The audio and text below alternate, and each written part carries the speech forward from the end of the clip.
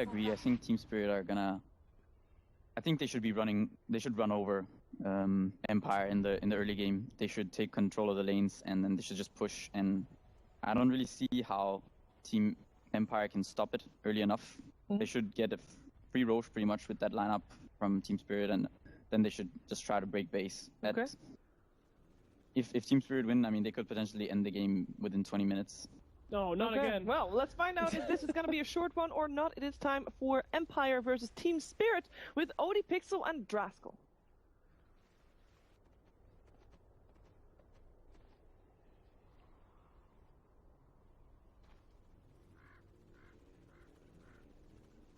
Hello ladies and gentlemen, welcome over to the casting panel. I'm Odie Pixel, I'm here joined by Draskell, and we're ready to take you through the first series of the day. Team Spirit versus Empire. We're seeing a favourite here, Andy. First pick, the puck. We saw it work one game yesterday, we saw it really fall off in the late game in a second one. Is this the hero for Empire's draft? And overall, are you liking what Empire's brought to the table today against Team Spirit's lineup? I think Pycat summed it up pretty well. Team Spirit have the potential to go high ground, 15, 20 minutes in. And their lanes are very, very strong, whereas Empire, they're running it a bit greedy with the Doom. Maybe, Chen wasn't picked or banned.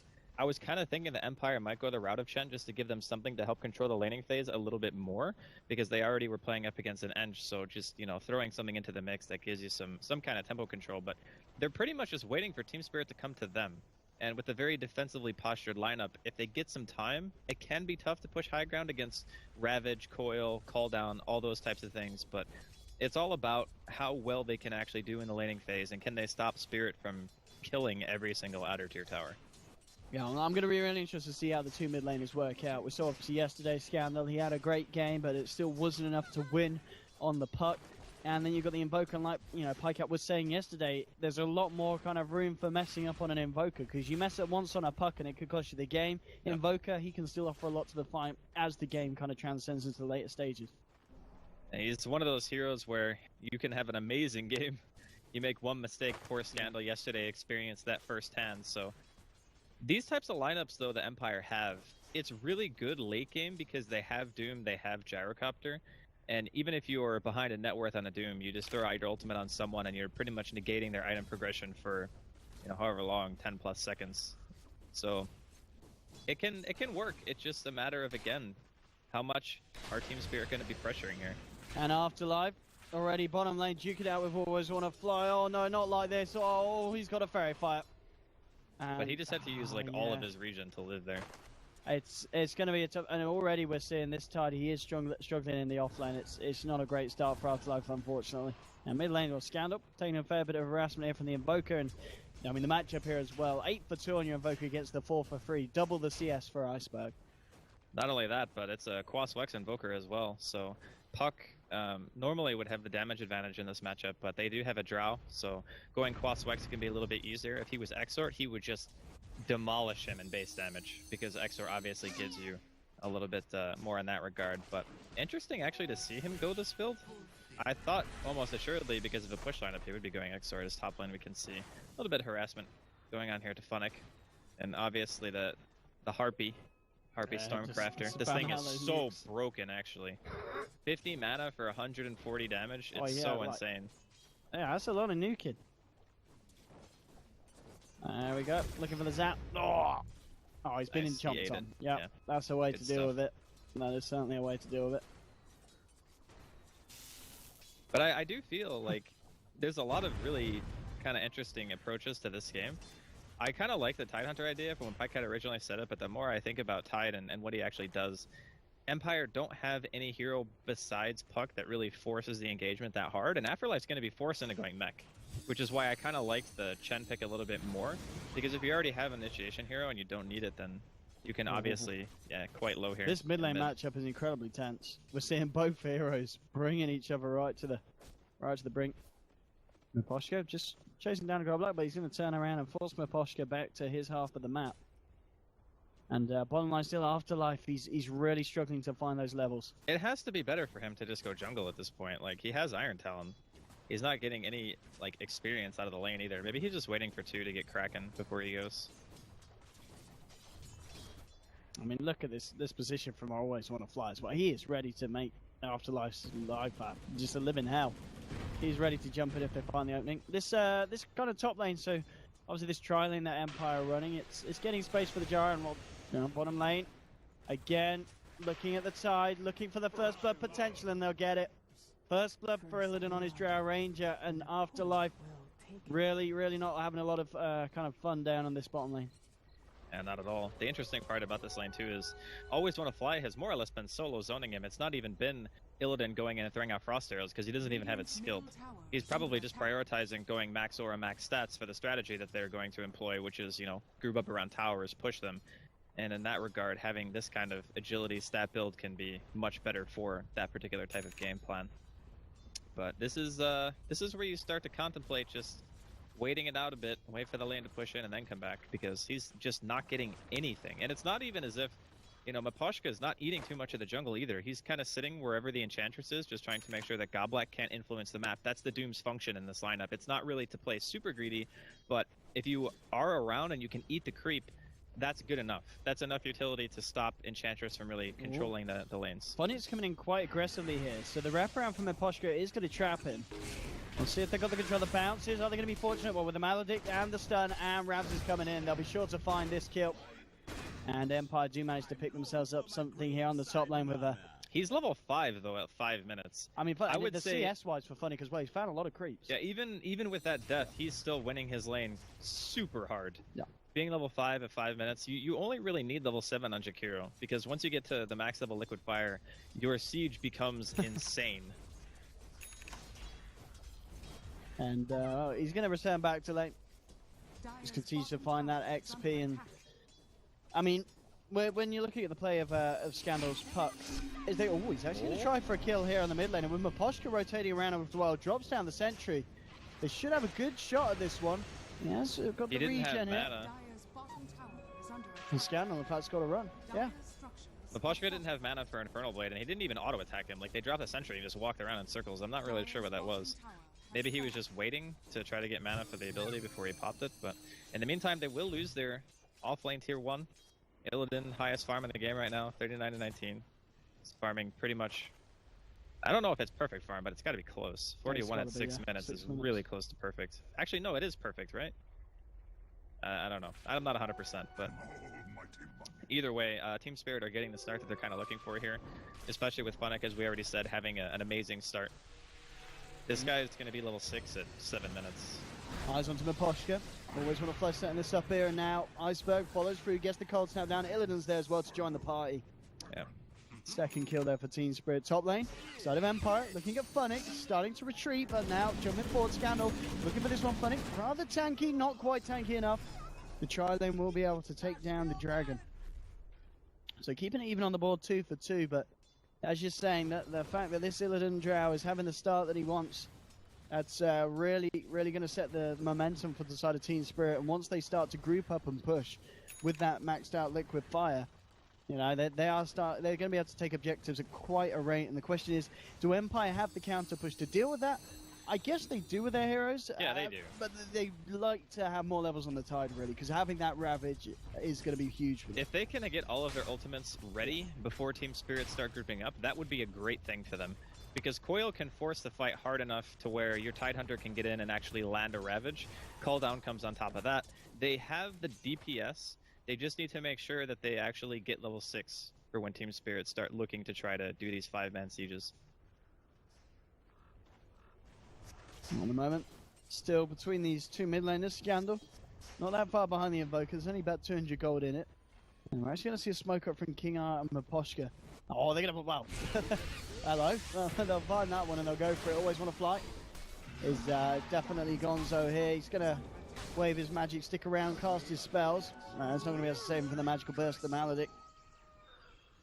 As they will find Always Want to Fly, but he... Indeed, in quite a greedy position there, as he came very deep into the Dyer's half of the map. I think he was trying to get some vision down, actually. He had a ward on him, but he got scouted out before he was able to place it, so... Unfortunate for him. Just wanting to keep Illidan safer. Because that positioning gives you two options, right? You can obviously drop the deep ward, or you can just be there in case there's a rotation on Illidan.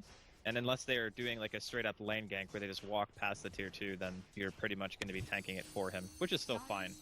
Like losing the Oracle once is not really a huge deal. Yeah, I mean, at this point, 3-2, would you still say that the Team Spirit are very much coming out on top of this laning stage, or Empire they're not too kind of beaten up by how it's gone so far? They've still got things that they can look towards as their big kind of potential to make things go their way massively. If they get a little bit more time, like it's already almost 10 minutes in, and to be honest, for a Drow lineup, you can already have started 5-manning by this point, just because of how much damage the aura itself gives you, and having level 1 marksmanship. He already hits for 182 damage, so just that in of itself is good enough. Scandal should be, oh, nice tornado actually. Wow, that timing. That was very nicely done by Scandal. But this is one of those situations where Empire are probably feeling okay with the way the game's going right now, because they've only lost 1 tower. Their Tidehunter hits 6, he's got Arcanes, and they're going up against a Quas Wex Invoker, which I feel maybe they wanted tempo control, but I still feel like Exor's just better for this strategy. So their push is actually slowed by the fact that their Invoker is not Exor. And I feel like that could come back to hurt them, because you're basically giving Empire more time to get their ultimates up, which is pretty much all they need. Like, they don't need a ton of items, because they have so much team fight. I am, and at this point it is just Posture who's not got the ult available. Not yet at level 6, but as you said, everyone else, they're ready to go if the group up just start to come from Team Spirit. Top lane, got Ramses just applying a bit of pressure onto the tier 1 Funnick, looking to try and hold it back here with the Jakiro. And he's working towards that Veil, has that help. Level 8 on the Jakiro as well. And Smoker from Always Want to Fly and Iceberg, they're looking to move into position to try and catch someone out up here. And I mean, if they can find Ramses, that would be a very nice pick-off for the side of Spirit. They might just kill King Ar instead. Well, they get the tornado out. So Ramses with the cooldown onto 2, and Iceberg, he's going to get dropped. Nice turnaround there from Empire. Nice reaction to the smoke from Team Spirit. King Ar's reaction was insane there. He actually threw the cask, immediately sentry. Oh, and Scandal comes with a wraparound, goes for more. Yeah, that was a sequence of really nice plays from Empire. As you said, just from the Witch Doctor play to Scandal being there ready to get off any of the stragglers. This is starting to get a little bit hairy for Team Spirit, not having pressured too much. I mean, their Jakiro's level 8. Maybe they're actually just scared of the 5-man of Empire right now. I mean, obviously, Coil, Ravage, Call Down, Witch Doctor, Death Ward, like all of these abilities are definitely things to be feared, but at the same time, you can't deviate too far from your game plan, because if you do, Empire will win the late game. Like, their lineup is so good. Scandal. Jukes at the EMP mid. Right click's not quite enough to bring him down here, so he's going to be okay. But yeah, as you said, Empire seeming to come into their element. We've got to see what the game plan is here from Spirit. Still, though, it is Illidan with a lot of farm, and yeah, as you said, this is the time to go. It may already be too late, though, honestly. Like, these lineups with Drow are very fragile. So you either, like, take all the map control momentum away from the enemy team by, like, the 15-20 minute mark, which is what Pycat was saying pre-game during the draft, or you just put yourself in the situation where you actually can never break high ground because of Empire's lineup and just the mass AoE they have. And it's not even as if you have like this amazing split push team either. None of your heroes really have a ton of mobility. The whole premise of these Drow compositions with Jakiro especially is walk around as 5, hit some towers. The Empire won't be able to fight into you that early, but the longer you give them, the better chance they're going to have of being able to defend these pushes. I mean, they have a Veil on Jakiro, I guess, which is nice, but I'm not sure. I'm actually not feeling too confident for Spirit right now. And now with a smoke up from Empire, ready to find up another pick off. It may be Spirit that's gonna start to fall behind even more here if Empire starts to get the flow going. Let's see if they can catch out. Go Black. He may be the one to get taken out here, and indeed, well, they'll all find him. Dropping the Dream Coil for this one. It's gonna take them a bit of time, but no, okay, not with that final anchor from Afterlife. They get themselves the kill. Top lane, bit of pressure was being applied by the rest of the side of Team Spirit. But Empire, they're there backing themselves up and maybe even ready to fight. They do have that Ravage.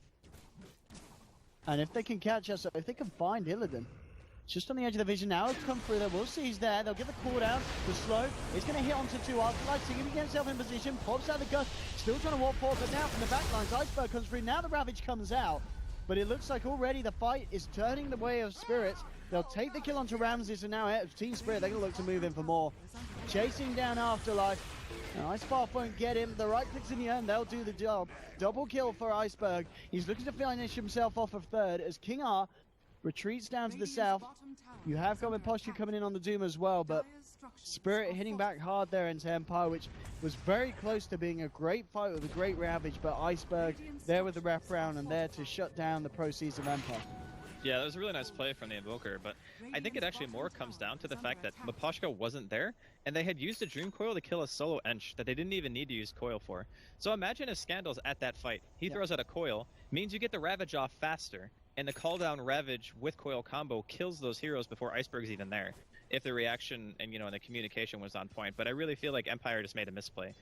You need to fight around your ultimates when you have this type of lineup, and Puck is your best initiator by a long shot, especially considering the fact that, this Tidehunter, he's saving up 1200. Maybe he's just going for the blink as well to give them better team fight. Means it will also not have a mech carrier if he decides to go that route, but if you get hit by that Tornado EMP and it kind of stops the flow of your team fight, Team Spirit have a really good chance of turning it. Top lane, a lot of tornadoes being thrown out here. They're looking for Ramses. They'll get the EMP onto him. Oh, can't quite nuke him down there. Always want to fly, keeping himself alive with the ult. But the Doom now onto Iceberg, the Death Ward as well. King R finds one. A lot of damage coming onto this man. Is he going to pop? Yes, he is. They get themselves both with the kills there. Great ults from both the Doom and the Witch Doctors to secure those. 8-4. I mean, this is looking to be a really good showing from Empire this match. Still though, net worth-wise, the farm priorities are lying on the side of Team Spirit, and you have got Drow and Invoker at the top of the board. Yeah, they're going to have a net worth lead. That's pretty much just how their lineup functions. They win the lanes in terms of CS. They have very good farming capabilities. But their lineup does have a peak, and then after that, it falls off really, really hard. Invoker is probably the only... Well, maybe Ench as well. Ench can transition into pretty good late game. Invoker can be a good late game hero too. But a Drow is not really a super impressive 6-slotted hero. It's kind of like by 45 minutes, you want to have won the game. On top, Iceberg, going to look for a bit of solo action onto Miposhka. He did get the Scorch Staff off, but looks like the regen not going to quite be enough it. That damage is insane. Drow Aura giving him 55 damage. It's more than a Demon Edge, pretty much. Yeah, really nice stuff from Iceberg this game, and it's something that we've come to expect, of course. Definitely one of Iceberg's stronger heroes. I think it's one. It might actually be his most played. Yeah. Well, I don't know about strongest, but most played, I think it's probably up there in the top 3.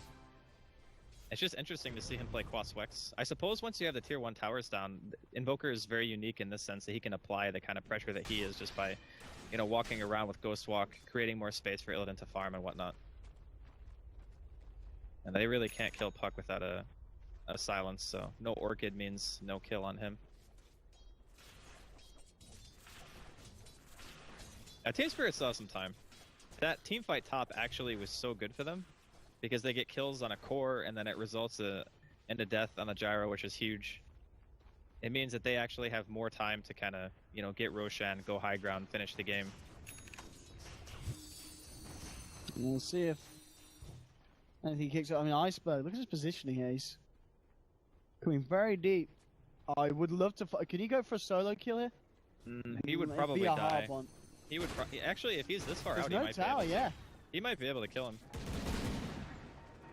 Although he has a very weird spell set loaded for this. Oh, there we go. He's going to initiate with the cold snap, get the right clicks through as well. This man will have to feed up. He's going to do it. Ramses, doesn't he? No, oh, look at that. He tried to swag it with the earn damage, but why didn't he touch him? He just needed one more right click. Did he really feel that he could trust in the earn damage that much? That was a bit of a monumental cock up there from Iceberg. Yeah, that was super bad actually. Just one auto attack and you run away and you're fine. That was very, very kind of uncharacteristic. Well, Funny's going to try for a TP out. Not going to make it. The Yule's coming in. And they will lose Jakiro as well. And man, he has got to be kicking himself for that one. That was a brutal mistake. Not only because he's the only tempo control on the team, and him being dead means that Empire have full control of the map for this point in time, but because that was a kill on a very important hero that he had 100%. Like, there was no way that gyro should have lived through that. Illidan trying to fight this. He is going to go for the TP out, and yeah, he'll make it in time. Nice. Good stuff. Yeah, that mistake could actually come back to bite them pretty hard. They lost their safe lane tower for that. They lost their mid and a support. Missing a kill on So they're a key offlane. hero. Funny. Yeah, offlane. You're right. Yeah, Jakiro was offlane. And not the greatest from Team Spirit. They are still farming very well. Oh, look at that. The first time he's played it this patch. Yeah. And of all games to play it, he plays it in a push strat. Interesting. I mean, it does have its strengths. Like, up against heroes like Doom and Tidehunter, for example, Tornado EMP can be really strong, just, you know, draining their mana. But typically what you do against this Invoker is you buy 2 pairs of Arcane Boots, and that in of itself just allows you to have mana even if you do get hit. It's like you save your Arcanes, you get Tornado EMP'd, you both pop your Arcanes, you have enough mana to use your spells again. That's kind of the typical playstyle around this, but he's making it work to a certain degree. He's going to be making his way towards Orchid as well, which will be really nice for being able to pick off Puck, for example. But his Orchid timing is actually so late that Scandal already has Yules. So normally you use this Orchid to solo kill, but he actually bought Urn, went back for Midas, and then started buying Orchid. So his item timings are off. Normally you would want this Orchid completed already. So you see a smoke here from Empire. All of ultimates are available. Yeah, with this Blink Ravage initiation from Afterlife, if he gets it on point, this is going to be very hard for Spirit to do anything about. Well, they're going to find Iceberg. He's been dusted up, and well, there should be a quick one for them. Doom's dropped, Death Ward as well. Goodbye, Invoker. 50 seconds on the sidelines. It's a great way to open up the side of Empire. Now they're just going to turn towards Roshan, and with no Invoker available, I don't think Team Spirit can do anything to stop this one. Yeah, Invoker is the last hero you probably want on your team tanking the gank. That is not the dream. But Empire, they're making this lineup work quite well for them. I really feel like Team Spirit were just too passive. The Drow lineup can push pretty much as soon as the Drow hits 7. You can push. Like, that's all you need is the Aura Max marksmanship. Jumping in here, committing the Ravage. They'd love to find Illidan, and now with the silence as well, they're going to have a good shot at trying for it. He's trying to juke this one off, but he's not juking off the cooldown slow, and they'll find him by slow. Nice silence. Surely one more touch. If he gets away out of this one. He's got blank. He's dead. Yeah, he's gone at the same time. Funnick will pick off King Eye in return. Can they find Funnick as well here? There's 3 of them chasing him down. He's Turn got around. coil still. Nice ice path. He doesn't get away though, I think. Lincoln let him go? Orb. Oh, the rest of his team didn't chase. Okay, he had Blink Coil. I thought he might just keep going once he saw that there was no TP on Funnick, but maybe the rest of the team just backed off without realizing. Back to Dagon Gaming, boys. Let's go. Is this always the build on Puck, kind of Blink Yule's Dagon? In this situation, it's very good. Pycat touched on it yesterday. It's good against heroes like Enchantress because naturally low health pool and being able to burst. But in this game, it's especially good because the enemy team is not going to buy BKBs. Even though they need BKBs, they can't buy them because their timing for it is not going to be proper. And if you do buy those BKBs, then you need a team fight, which they will never win a 5-on-5 fight. Like, how do you win against Coil, Doom, Call Down, Ravage? That is just ridiculous 5-man. So buying a BKB seems kind of pointless because the purpose that your lineup is supposed to serve is fighting around the idea of pushing, which means that the Dagon is going to have usefulness throughout a very long point. Oh, and Scammy, trying to for a bit of a solo kill on Iceberg. Hasn't quite got the burst though. Yeah, a bit ambitious. Too ambitious, but you know, you force him back. He's not trying to kill anyone right now. You know where he is. No, mate. We're going to be able to disable Ramses for the time being, but Doom, he comes in, he gets the ult off of Illidan. Illidan will be ulted up. I always want to fly by him. Some time Afterlife there as well with King R. Funnick, he's going to go down. They have lost the Aegis. But they're coming out on top of this fight for the time being, and it will force Spirit back. Illidan, was kept alive there by Oracles. The Doom now doesn't matter, but Scandal jumping in. Silence onto 2. King R as well. The cast, the bounces, they're going to do it. They're going to find themselves the kill onto Iceberg. Now chasing down Illidan as well here.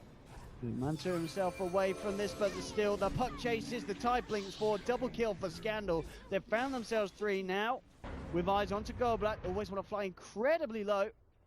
Looks like he will be able to get himself just far enough back to base. On Scandal.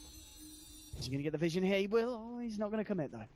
Doesn't want to go too crazy against that one, but a clean fight for Empire. 2 for 3, and a nice gold swing and XP as well.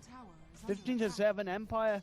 They're certainly taking a hold of this game, and suddenly... Oh, Goblak. Oh. I mean, Team Spirit are just... It seems like they're making a lot of mistakes this game. They have made quite a bit of mistakes. They had some opportunities to, push early, go for some smokes on Roshan maybe, try to get that, and then get some tier 1s down. I just don't agree with the Quas-Wex choice at all this game. I mean, I like playing Quas-Wex. It's actually my preferred style on Invoker because I like being able to dictate the pace of the game, and tempo is fun for me. But I don't think it fits in this lineup. Like there's no room for this kind of gank-centric Invoker. You want to be 5 with Drow. You don't want to play a split push game. You don't want to split up your team. That's how Empire win the game. Because they're always going to have some advantage in small skirmishes in a 5v5. Their heroes are built to fight. They're not built to push or necessarily de-push at a very early stage. So I think that Team Spirit they were too passive. They didn't force it enough. The Enchantress didn't really accomplish anything during the laning phase. He got his creep eaten by Doom Top, the one that could have actually helped win the lane a bit, and then he kind of just went back to farming. So Goblak for me has also not really been very impactful in his role, and with that, Empire, the longer the game goes, we said it during the draft, they just have the better late game. So the longer this goes on, and to be totally honest, Team Spirit with a lineup like they have, they are supposed to be ahead. In terms of net worth as well, you were saying earlier, you expect to see them being ahead in terms of farm, but now you got a puck with more farm than the safe lane Drow. Yeah, their lineup is supposed to be ahead in gold, easily. I'll stand up, seeing if you can set something up towards the mid lane. We've got all the ults back available for Empire. They're ready to fight. The question is, our Team Spirit ready to react? They're playing it safe, backing up behind the tower, but okay, they've thought out Bambi Goldblack. He's going to be going back to the base. 40 seconds. Oh man, this is just really falling apart for Spirit. There look to be hopes at the start, but now Empire are they've really upped their game. We saw yesterday they had a few tough ones, but now against this matchup against Spirit, I mean, it just kind of begs the question in game 2. I don't think we're going to see Spirit draft this kind of push strat again, surely. It doesn't feel like they're familiar with how it plays, which is weird because Illidan loves Dro. I think it was one of the heroes that he played the most when he played for VP, but it just doesn't seem like the rest of the team knows what they're supposed to be doing. I don't know what's going on, honestly. It just really felt like the entirety of Team Spirit have just been off this game. I mean, you don't pick Ench, Dro, Jakiro offlane, max liquid fire at level 7, and then not just chain push towers. Well, 26 minutes in, and 2 tier 2 still left alive on the side of Empire. It's, as you said, Spirit strat hasn't worked out in that sense. They're maybe looking to see if they can try and fight it, but King's actually got an invis room. We'll see if they can help Ramsey, but it looks like Ramsey, okay, with that beautiful ravage onto Ford, the Death Ford as well. Doom onto Illidan. It's a great reinitiation there from the side of Empire. They burst down Iceberg. 2 dead at the moment. Goblak trying to run. It looks like he'll be fine, but the same can't be said for the rest of his team. Illidan gets chased down by Maposhka. Now Goblak's going to go down as well. In this game, 21-7. This game is actually just over. It is absolutely, it's... The problem is, with the lineup that Team Spirit have drafted, if they are not very far ahead at this stage in the game, their chances of winning are just so low. That's a perfect example, right? They jump on a core with no BKB, and they just don't have a hope of being able to kill it. I mean, clearly it was a little bit of a bait, because Afterlife was in a good position to get a counter Ravage or whatnot, but Team Spirit feels so much pressure that as a lineup that is not really super strong at ganking, they feel the need to try to smoke to get some kind of control back. And that's a really bad sign. This lineup is not supposed to be the one doing these weird smoke 4-5-man rotations. Yeah, okay, you smoke your supports or your Ench and, maybe an Invoker or something, but you definitely don't send 4 heroes out.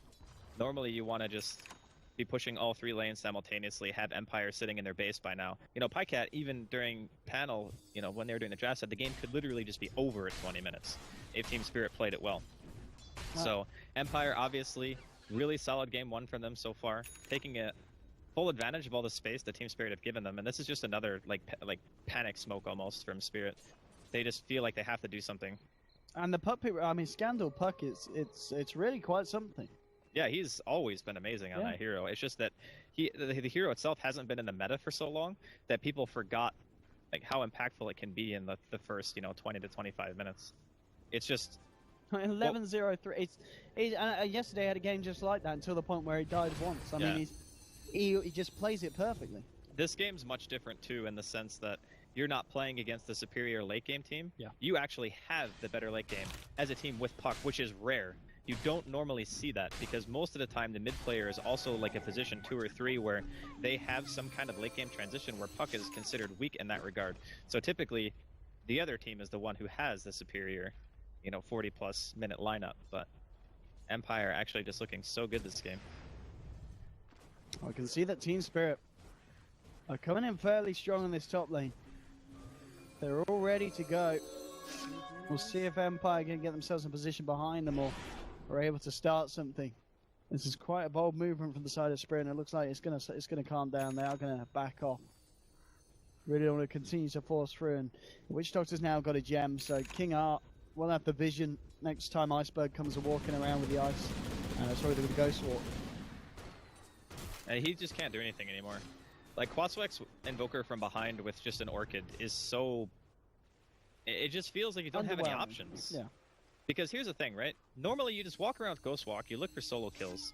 If Empire is split up and like farming lanes, you're looking for a support, you're looking for maybe like the offlaner that you could kill with the Orchid combo and just drow damage in general. On paper it sounds really nice. But when you're behind and your item progression isn't as fast as it should be, this style of play is just completely ineffective because you don't actually do enough damage to kill anymore. And with a second failed smoke gank, Team Spirit just go back to their lane pushing. And to be honest, Empire even have superior catch as well. I mean, you have a puck on your team, you have Blink Tide. Even the Doom has a Blink Dagger.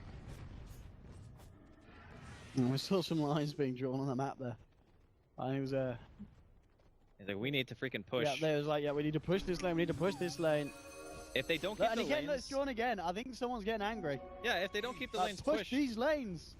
Empire can just take Roche for free if top and bottom are pushed down. And if Team Spirit try to contest, they will probably lose the fight. Especially considering the last engagement, the Gyro didn't even have BKB, now he does. Yeah. So good luck ever killing that Gyro when your Ench is just not quite up to that level of farm that she needs to be to deal with that BKB core.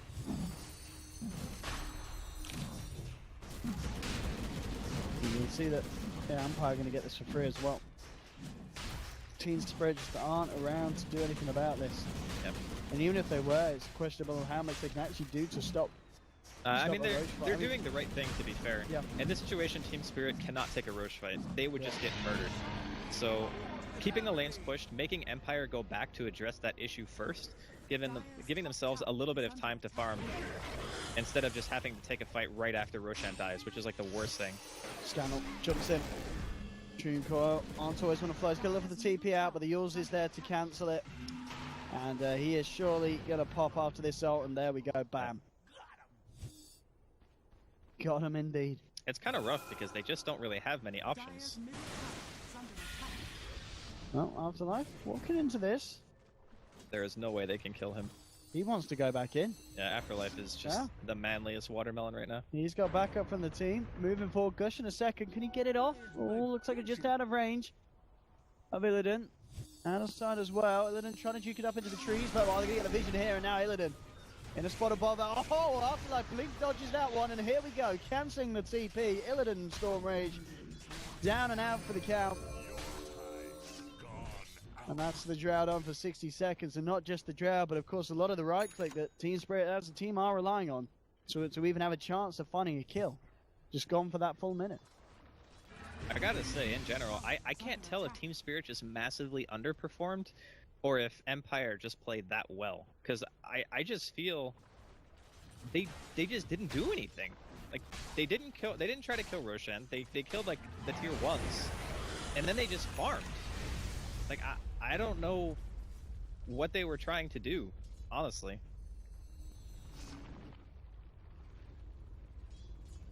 It's very awkward to watch games like this because I mean, it is. It's when you see a lineup that has a very clear-cut goal from the get-go, and just saying, okay, well, you know, draw lineups are all right until like 40 minutes or so. We're reaching that point. You know, it's 33 minutes in. We're not too far off. And they haven't killed all the outer 2 towers, and they are behind by a huge margin in golden experience. This is pretty much the exact opposite of what you would expect out of a lineup like this from Spirit. I'm a Porsche jumping in onto Funnick. Funnick will use himself, but that's actually going to buy time for the rest of Empire to come in and close the gap. They'll drop the cooldown. Funnick, and he kept alive here by Always Wanna Fly, but Always Wanna Fly gets doomed and immediately killed. I mean, they saved Funnick. It's true. It's true. I was, support instead of the offlaner. That was a positive bit of action here for Spirit. But they lose a tier 1. And they may even lose more at this point because with the Ravage up, there's not really a lot to stop Empire from just pushing in for more. And mid lane, Scandal toying with Illidan. He's going to get stunned up. Yeah, he's got to be careful though, Scandal. As Illidan does have backup. Afterlife pops the Ravage. It will get the kill onto the Drow. Afterlife having a much better game today on this Tidehunter than we saw him have yesterday. And now, moving in for more. They do lose King R, but the damage now that Ramses is doing it with the flat cannon shots off the tower. You've done it. Great play from the Gyrocopter. It's 26-8. It really is looking like this is all but lost it for the side of Spirit. I don't know, man. It's not been a great opener for them today against the side of Empire, a team that yesterday we saw really struggle against some other sides. That's true, and I would have considered, after having seen all the teams play, that Team Spirit easily the top 2 of the rest of the teams in the tournament. And after watching this game, I'm just like, what is going on? Like, what is this Team Spirit that I'm watching right now? They do not seem to be communicating that well. At the very least, they have different ideas on how they're supposed to play out the game. But it just seems like, you know, when you have Godblock on your team, that's the guy that you want to listen to. You know, whatever he says, like, all right, let's push, you know, let's farm, whatever. Typically, you want that unified voice. But it really feels like that's not the case here. Team Spirit at this point, they need... I mean, I don't know what they need. It's just... They need a miracle. They really do. That is like... They really do. Maybe if 3 members of Empire disconnect, they can take a fight. But honestly, like, it sounds harsh, but it's just the nature of their heroes. It's not really anything that's play-based, but their game plan, their expiration date was like 5 minutes ago, you know? Maybe in like 4 minutes at the absolute latest, if you were winning the game for the last 40 minutes. Kind of just waiting for Empire to go high ground at this point. And the thing is, Empire don't have to push it either. They can sit back and keep farming on Ramses until he's 7-slotted if they want. It makes no difference. Like, they don't have to put themselves in any bad situations if they don't want to. Oh, mid lane. Nice one to Iceberg. And he's got the dust as well. Maposhka is a smart one. We saw him yesterday. I was talked through with Pycat whilst we're casting. He really has been making the plays and continues to do so this game. Now with the Dream Coil onto 2. Always Want to Fly, burst down by the Dagon. Iceberg surely going to tick down low, and he's going to get taken down as well. Second pick off, double kill for Scandal. The slaughter continues. Funnick will get himself away back to base. Did get a bit of damage to the tier 3, but it still feels like a while since we've seen something good happen for Spirit this game. I think we're going to have to watch a little bit too long to see something good happen. I mean, this is just kind of hard to watch at this point. I guess it's like, maybe they're discussing what went wrong in the early game. You know, kind of saying, okay, we needed to do this. This was good, but we can do this better in game 2 if we decide to run something similar. But I kind of was in agreement with you when you said that they probably wouldn't run the similar style of draft in game 2. Because this just does not feel like their forte at all. A prize. Oh, it really doesn't. And this could be closing in on the final test for them. As we see Empire looking to be in a position to move up to the high ground. Jumping forward. Well, nice silence onto 2, knocking them back with a gust. Keeping them out of the base for the time being. They can back if they want. They can just kill the offlane tier 2. They don't even have to high ground here. They're probably just starting to realize how far ahead they actually are. And just saying, oh yeah, whatever. We can just play this as aggressively as we like. We have our Crimson, we have our Vlads and the Doom. He's got Blink as well. But they could also just go back and wait out the Roshan. Go for the last tier 2. That's also good. No reason to risk putting yourself in a situation where you could lose a fight. No, there really isn't. Pretty much the only way they lose a fight is if they like overextend into the base. That's how Team Spirit could do it. Like, you bait them out, you kite them in, and then you use maybe a couple of buybacks would be necessary to win that fight, but it's possible. Just depends on if Empire are feeling that confident that they can dive like that. Oh, Iceberg. They saw the ghost around. Yeah, they know he's there. They know he's there. Put the BKB. He'll try and walk this one off. Turns around for Tornado. Afterlife. Gives him a punch, but hasn't quite got the physical DPS to bring down this Invoker. He is just a tide. And Satanic is now done. My god, he is so far for actually. Ramses. This man has some gear. How do you kill this hero? That's my next question. Because here's the other thing about Quaswex Invoker and being behind. You actually don't have a lot of damage spells because you went Quaswex. So with the Drow Aura, you're relying heavily on your right click to be able to deal with people, but if he has Butterfly Satanic and BKB, and you don't have like a right click oriented item, Funix is super dead. Yeah, with the zoom on Funny. That's going to be a Jakiro, unavailable for the next fight, for sure. Well, they're trying to get out on the map here, just to split push a bit. Radiant's top tower is under attack. This Drow being forced into Manta BKB is certainly not helping their chances either. I mean, Manta's fine. Like, I actually think Manta's good for the siege lit, but... Oh. I feel like finding Iceberg. That is an Acronym's Dream Coil. Iceberg, he was not ready for that one. The Shiva's coming out, the Death Ward as well. Invoker down. He does have buyback available. But it's... The crappy thing about having a minimum duration BKB against Ag's Dream Coil is that the stun is 4.5 seconds.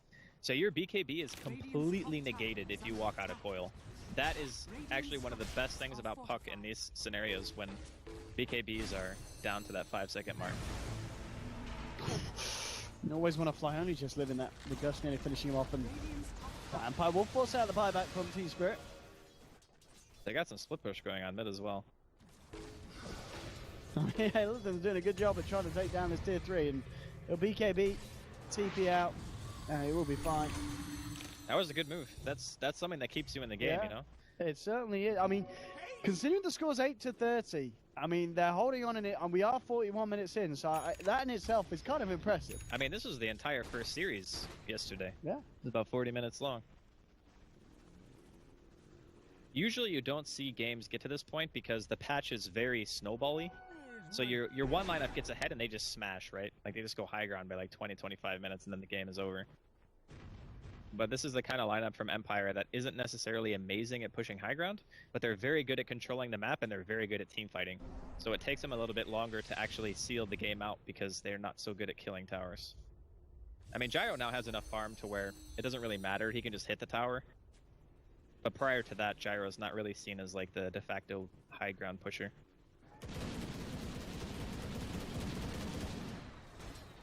Now Ramses, 4.4k gold on top of the items.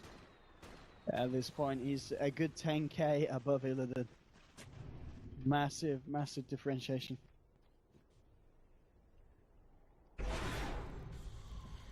It's just not been Spirit's game. It really hasn't. I mean, I think that this is something, again, that it's more about comfort zone than anything else.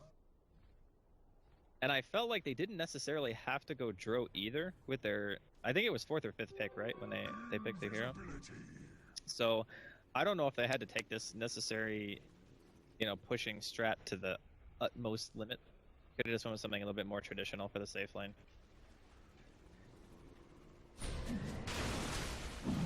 Alright, Roshan's back up. This could be the ticket here for Empire to just breach the high ground, because this is a cheese as well. No, I mean, Aegis and Cheese push is going to be pretty much unstoppable from the side of Empire when it does come through. Yeah, I would imagine that after this, we're just going to see a high ground push. Team Spirit are going to do what they can to split up the map. Doom here, that is a very dead Invoker. And this is where you feel really bad playing against Doom. Yeah, and the Posture's been playing it very well this game. We've seen him hit so many by just getting the ult on point every time. Yeah, his Doom always targets resulted in a kill, pretty much. His Doom targets have been perfect, yeah. Actually. It's a really good point. The other part about playing against a Doom is that it doesn't matter if he's position 1 or position 5. At this stage in the game, he will always have enough farm to be able to cast his ult on you and chase you to death as Invoker. Like there's not really a whole lot that you can do about it. It makes it really annoying to play against, because you kind of want a Linken's just for the Doom, but then you have to buy a Linken's for a Doom, and then you're like, all right, well, the rest of my item progression is just crap now because I have a Linken's. Ramses? He's fine. He is fine for the time being, and yeah, he's not even going to go down once by the switch. Deathward's drop, the Dream Coil onto 2, and now Scandal.